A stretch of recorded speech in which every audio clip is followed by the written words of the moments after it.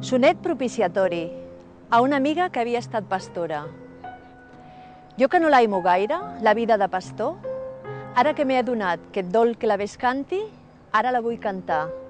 I encara que t'espanti, jo que no l'aimo gaire, jo que no l'aimo, no m'hauria dolgut, Teòcrit ajudant-hi, de ser un pastor fidel com els de l'antigor, enamorat, parlant en vers i bon minyó, tant almenys com Mirtil, o Dafnis, o Melanti. I encara ara em plauria, amb un vell flabiol, de refilar pels brucs la seva cançó extinta.